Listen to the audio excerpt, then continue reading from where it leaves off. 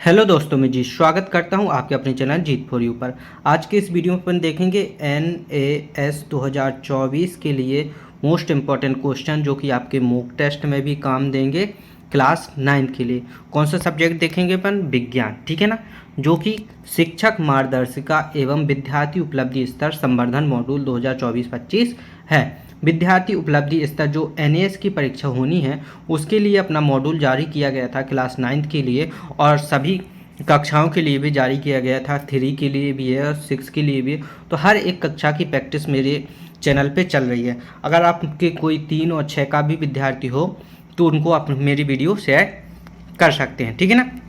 तो यहाँ पर विषय विज्ञान को अपन देखेंगे क्लास 9 की। हिंदी की भी मैंने बनाई हुई हैं। अगर हिंदी की आपने नहीं देखी तो डिस्क्रिप्शन में आपको लिंक मिल जाएगी, वहाँ से जाकर आप देख सकते हैं। चलिए अपन स्टार्ट करते हैं। यहाँ से अपना पहला प्रश्न है। यहाँ 4 अलग अलग भाग, पादपों के भाग दिखाए गए हैं, 1 2 3 4, ठीक है ना। तो पादप का और पादप गा को एक समूह, यानी कि का और गा को एक समूह, इसके बाद खा और गा को एक समूह, ठीक है ना। इनको एक एक समूह में बांटा गया है। अब क्या बताना है अपन को? समूह में रखा गया। नीचे दी गई किन विशेषताओं के आधार पर इन्हें 2 समूह में वर्गीकृत किया गया है? अगर आप ध्यान से देखेंगे, इसकी और इसकी पत्ती एक सी दिख रही हैं, इसकी और इसकी पत्तियां एक सी दिख रही हैं, डालें चारों की एक सी हैं, तो इनको पत्तों की बनावट के आकार पर वर्गीकृत किया गया। तो ऑप्शन कौन सा? ऑप्शन 1 नंबर आपका सही होगा, ठीक है ना, पत्तों की बनावट। ओके। अगर आप मुझसे बात करना चाहते हो, किसी भी प्रकार का डाउट पूछना चाहते हैं, तो आप मुझे इंस्टाग्राम पे फॉलो कर सकते हैं। मेरी इंस्टाग्राम की आईडी का नाम है जितेंद्र0606, ठीक है ना। यहाँ पर जाकर आप किसी भी तरह का सवाल पूछ सकते हैं, कोई भी डाउट क्लियर कर सकते हैं। चलिए अगला क्वेश्चन क्या है अपना? प्रकाश की 2 विपरीत स्थितियों में, स्थिति 1 और स्थिति 2, 4 अलग प्रकार के जानवरों की आंखों के चित्र नीचे दिए गए हैं।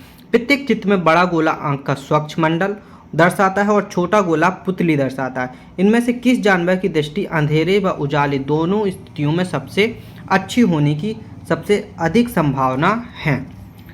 ठीक है ना। देखिए यहाँ पर अगर देखेंगे तो पहली स्थिति में बड़ी और छोटी हो रही है, तो ये संभावना नहीं हो सकती। दूसरी स्थिति में प्रकाश की स्थिति 1, प्रकाश की स्थिति 2, इसमें ए बड़ी हो गई, इसकी छोटी हो गई, तो ये भी नहीं हो सकती, ये भी नहीं होगी। यहाँ पर देखिए प्रकाश की स्थिति 1 ये थोड़ी छोटी है, ये थोड़ी इससे ज़्यादा बड़ी है, यानी कि अंधेरे उजाले में दोनों में देख सकता है। तो 2 नंबर का आंसर क्या होगा आपका? राइट होगा, ठीक है ना। आगे चलिए। अगर किसी भी टाइप का क्वेश्चन है, आपको कोई भी डाउट आता है, तो आप कमेंट जरूर कीजिएगा, ठीक है ना। अगला क्वेश्चन क्या है अपना? एक आदमी बहुत ऊंचे पहाड़ की चोटी पर चढ़ गया, बहुत ऊंची पहाड़ की चोटी पर चढ़ गया। वह जब पहाड़ की चोटी पर था तब उसने अपनी प्लास्टिक की पानी की बोतल का पूरा पानी पी लिया और ढक्कन वापस लगा दिया। जब वह घाटी में अपने कैंप में वापस आया तो उसने पाया कि खाली बोतल सिकुड़ चुकी है। ऐसा क्यों हुआ? यह समझने का निम्नलिखित में से सबसे अच्छा विकल्प कौन सा है? चलिए देख लेते हैं। पहाड़ की चोटी की तुलना में घाटी का तापमान कम था? नहीं। पहाड़ की चोटी की तुलना में घाटी का तापमान अधिक था? नहीं। पहाड़ की चोटी की तुलना में घाटी में वायु का दबाव कम होता है। तो ऑप्शन सी, यानी कि सी नंबर का ऑप्शन आपका सही हो जाएगा, जैसे सा से दर्शाया गया है। ओके, आगे चलिए। अगला क्वेश्चन है। एक विद्यार्थी के हाथ पर दुर्घटनावश सांद्र अम्ल की कुछ बूंदें गिर जाती हैं। सांद्र अम्ल, तनु अम्ल तो आप तो जानते होंगे ना, है कि नहीं। उसे क्या करना चाहिए?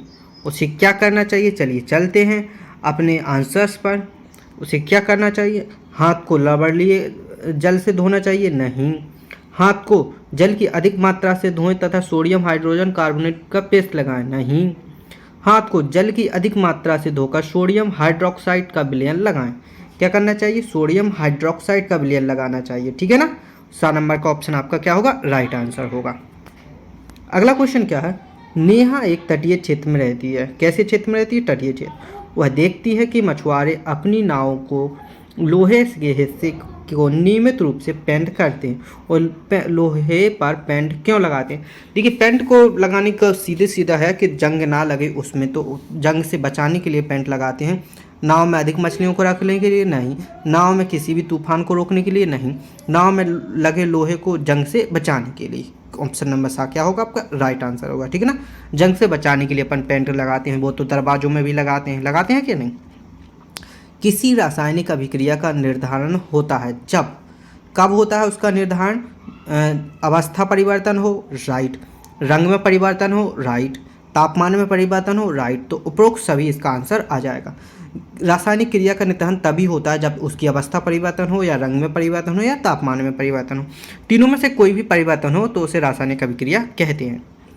अगला क्वेश्चन है, यदि मैग्नीशियम रिबन को वायु में दहन किया जाए तो चमकदार श्वेत लोह उत्पन्न होती है। यह श्वेत चूर्ण में परिवर्तित हो जाता है। ये चूर्ण रासायनिक रूप से है, ये चूर्ण रासायनिक रूप से क्या है, मैग्नीशियम ऑक्साइड, ठीक है, इसको क्या बोलेंगे, मैग्नीशियम ऑक्साइड। अगला क्वेश्चन क्या है अपना, किसी रासायनिक अभिक्रिया में बनने वाले पदार्थों को कहते हैं, किसी रासायनिक अभिक्रिया में बनने वाले पदार्थों को क्या कहते हैं, उत्प्रेरक नहीं अभिकारक। ये तो इसमें उत्प्रेरक तो क्रिया का अभिकारक, उत्पाद कहते हैं, क्या कहते हैं, उत्पाद, ठीक है ना। उत्प्रेरक और अभिकारक इसमें भाग लेने वाले को कहते हैं, पर क्या पूछ रहा है, बनने वाले को क्या कहते हैं, उत्पाद कहते हैं, उससे प्रोडक्ट कहते हैं, ठीक है ना। अगर आप इसकी PDF फाइल चाहते हो तो आप में से टेलीग्राम पे ज्वाइन हो सकते हैं। टेलीग्राम का नाम है G4U, ठीक है ना। G4U टेलीग्राम चैनल का नाम है, लिंक इसकी डिस्क्रिप्शन में दी हुई है। लिंक ओपन नहीं होने पे आप डायरेक्टली सर्च कर सकते हैं, इसलिए मैंने आपको नाम बता दिया। चलिए अगला क्वेश्चन क्या है, दही में पाए जाने वाले अम्ल हैं। दही में कौन से अम्ल पाए जाते हैं, साइट्रिक अम्ल नहीं, ऑक्सैलिक अम्ल नहीं, लैक्टिक अम्ल। दही में कौन सा अम्ल पाया जाता है, लैक्टिक अम्ल पाया जाता है, मेथनोइक अम्ल नहीं। पीएच स्केल की परास होती है। पीएच स्केल की परास जो होती है 1 से लेकर 14 तक होती है। कितनी होती है, 14 तक, ठीक है ना। तो कौन सा है, 4 नंबर का ऑप्शन आपका सही हो जाएगा। तो जो जल का पीएच होता है कितना होता है, 7 होता है लगभग, कितना, 7, जिसको उदासीन बोलते हैं। क्या बोलते हैं, उदासीन।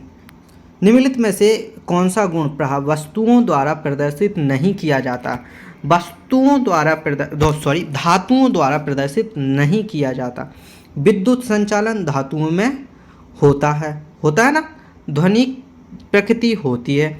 चमकहीनता नहीं, धातु में चमक होती है, तो गलत हो जाएगा। तन्यता ये भी होता है, नहीं किया जाता तो अब सा वाला हो जाएगा, ठीक है ना। चमकहीनता प्रदर्शित नहीं किया जाता, बाकी ये प्रदर्शित किया जाता है, ये भी प्रदर्शित किया जाता है, ये भी प्रदर्शित किया जाता है। ऑप्शन कौन सा सही होगा अपना, सा वाला। अगला क्वेश्चन है, वायु में अधिक समय तक खुला छोड़े जाने पर चांदी की वस्तुएं काली पड़ जाती हैं। यह निम्नलिखित के बनने के कारण होता है।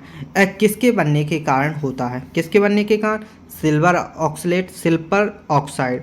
किसके कारण होता है, सिल्वर ऑक्साइड, Ag2O, ठीक है ना, Ag2O, सिल्वर ऑक्साइड बोलते हैं इसको। आगे चलिए, निम्नलिखित में से कौन सी अधातु में चमक होती है।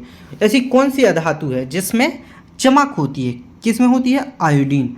आयोडीन में चमक होती है, ठीक है ना। आगे चलिए, निम्नलिखित में से कौन सी धातु उभयधर्मी ऑक्साइड बनाती है। उभयधर्मी ऑक्साइड कौन सी धातु बनाती है, कौन सी धातु बनाती है, एल्यूमिनियम, ठीक है ना, कौन सी, एल्यूमिनियम। अगला क्वेश्चन क्या है अपना, निम्नलिखित में से कौन सी मिश्र धातु में पारद अवयव होता है। क्या पारद अवयव होता है, तो इसका आंसर पीतल नहीं, कॉपर नहीं, स्टील नहीं, आंसर क्या होगा अपना, अमलगम। निम्नलिखित में से कौन सी अधातु द्रव होती है।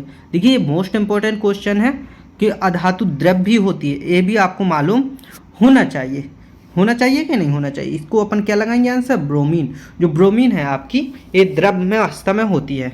जो अधातु है, क्या पूछ रहा, अधातु, और धातु पूछता तो कौन सा आंसर था, मरकरी, ठीक है ना, क्या था अपना, मरकरी। आगे चलिए, जब जल धातु के साथ क्रिया करता है तो कौन सी गैस उत्सर्जित होती है, कौन सी गैस उत्सर्जित होती है, ऑक्सीजन नहीं, हाइड्रोजन गैस उत्सर्जित होती है।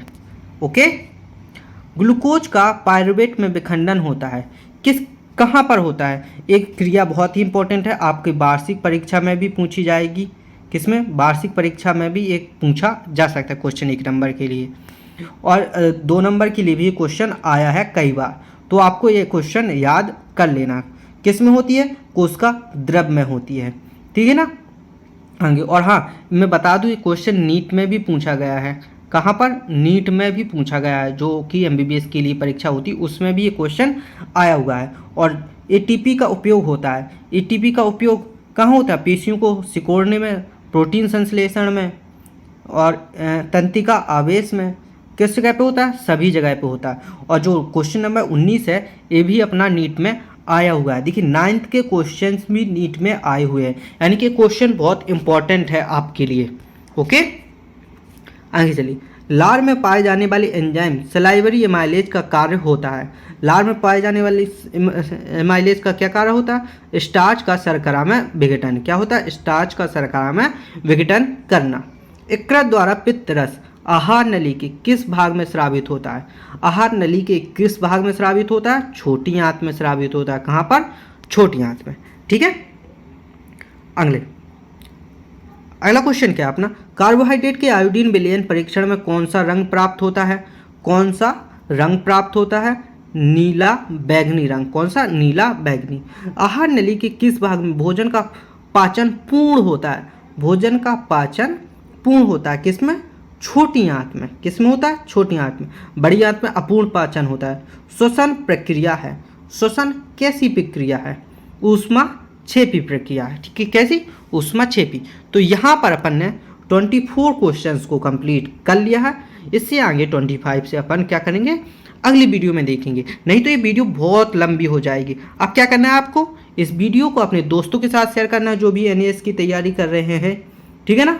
और इस वीडियो को लाइक करना और चैनल को सब्सक्राइब करना, ताकि हर आने वाली वीडियो का नोटिफिकेशन आपको मिल सके। तो मिलते हैं ऐसी ही अगली वीडियो में, तब तक के लिए धन्यवाद।